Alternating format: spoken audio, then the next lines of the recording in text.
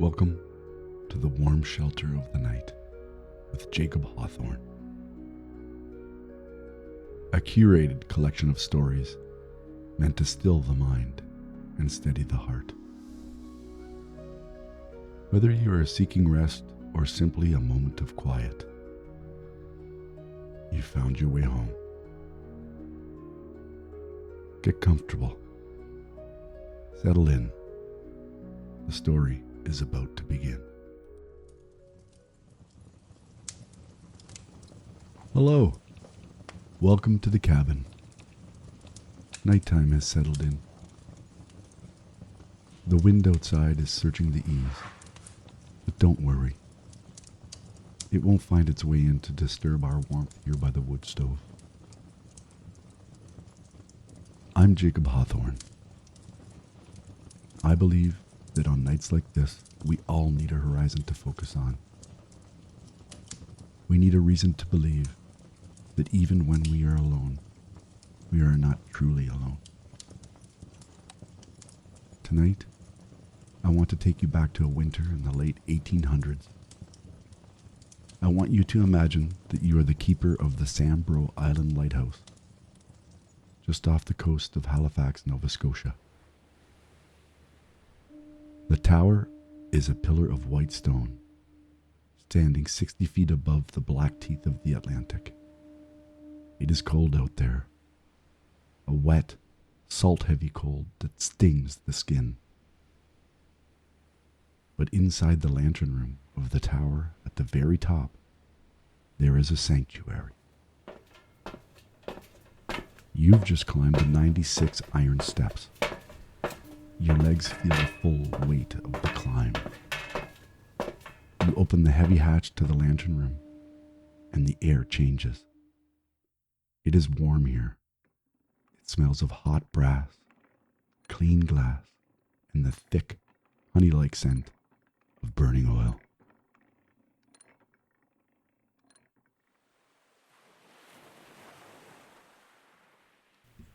Earlier today, long before the sun dipped below the surface of the rough, cold ocean, a supply ship, the Lady Laurier, appeared on the horizon like a gray ghost. It couldn't reach your dock, as the swells were too high. Instead, you watched from the gallery above as the sailors lowered the rowboat into the churning water. You watched the rhythm of their oars. Splash, creak, splash, creak, as they fought the tide to bring your winter stores. They brought much-needed supplies, including a new broom, a bundle of cleaning rags, a tin of Bon-Ton brass polish, preserves, flour, and drums of kerosene. But tucked in between all of the heavy crates was the thing you've been secretly waiting for, almost as much as the food. A small wooden box made of seasoned oak, with a brass handle on the top, and stenciled on the side in bright yellow paint. Library Box 14. You carried it up here yourself. It is heavy. It feels solid. It smells of the hold of the ship. A mix of cedar, wet wool, and the salty brine of the North Atlantic. It is sitting on the floor now, by your chair, waiting for the deep, silent hours of the watch, when the world is still, when the work of the tower becomes a rhythm, and you can finally reach inside the crate to find a story from the world beyond the waves. A tale to keep you company while you tend the light.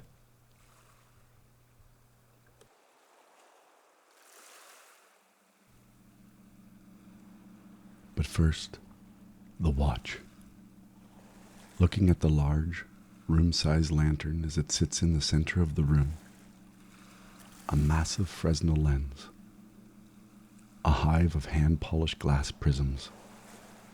In the center is the lamp, Its flame is a steady, golden spear.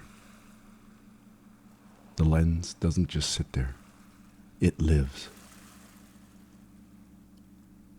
As the gears click, click, click, the giant lens begins to turn on its bed of liquid mercury. It moves with a heavy, frictionless grace. Every time a prism passes the lamp, it captures that golden flame and throws its warning out into the dark, across the ocean waves. I want you to imagine that beam. It's a physical thing. It's a solid bar of light, as thick as a tree trunk, sweeping across the room. It touches the brass railing. It blazes across your rocking chair. It touches your hands. And then, it's gone. It's out there, cutting through the salt spray, 100 feet above the waves. You follow the beam's path out from the tower gallery and into the inky black night over the ocean far out on the horizon, where it leads your gaze to the tiny, distant lights of a passing ship. Inside the hull of that ship are strangers, people you will never meet, living lives and heading places you may never know. But in this moment, you have helped keep them safe.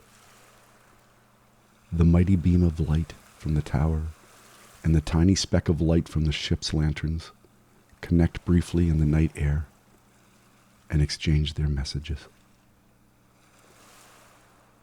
It is the pulse of the coast. Flash and dark. Flash and dark. Somewhere out there, in the liquid black of the ocean, there is another schooner. You can't see her, but she's there. The sailors on her deck are cold. They are squinting into the spray, looking for a sign. They don't know your name. They don't know you're sitting in this chair. But when your light sweeps across the horizon, they see it. For a split second, the world isn't black anymore. They acknowledge the dangers your light has illuminated in their path, and because of it, may see their way home safely. You are keeping people safe, whom you will never meet. You are holding a lantern for a stranger, and in that work, there is a profound, solitary, and quiet peace.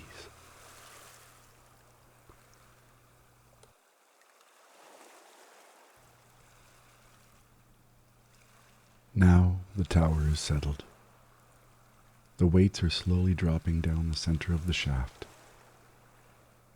It is time to explore the contents of the crate. You lift the lid of box 14. Inside, there are 30 books. They have been traveling up and down the coast for years. You pick one up. A leather-bound volume of poetry, or perhaps a thick novel by Dickens. Think about the smell. It's a rich, complicated scent. It's the smell of old, dry paper and leather tanned with oil. But beneath that, there is the ghost of every other lighthouse this box has ever visited. It smells of wood smoke from Peggy's Cove and the damp, salt air of the Bay of Fundy. As you turn the pages, the sound is a soft, dry shuff in the silence of the lantern room. You notice a smudge on the corner of page 50 and a small note penciled in the margin. Perhaps it was Alfred, who sat in this same chair a mere 12 winters ago.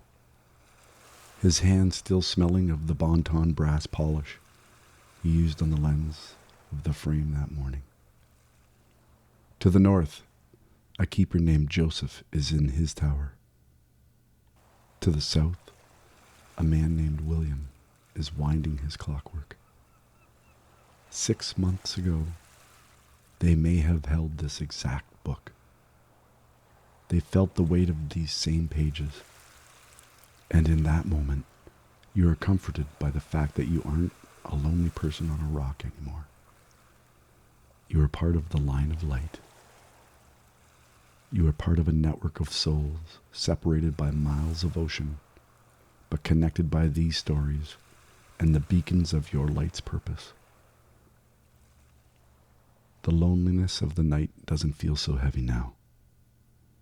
You are part of a shared silence.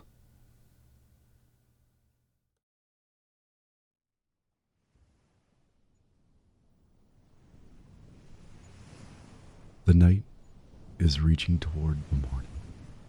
The tide is low, whispering against the rocks far below. Up in the tower, the weight has reached the bottom. You stand up. You take the iron handle and begin to wind. Grind, grind, grind. The sound is a lullaby. Your night's work is done once more. The sun will be up soon. The light will continue to turn, but the flame can be lowered now. You have done your part. The sailors are safe. You imagine the other keepers are settling into their beds now as well. I am Jacob Hawthorne. Here in the interior, my fire has settled into a bed of soft, red ash. The cabin is still. You've kept the watch long enough. The light is turning, and you are safe.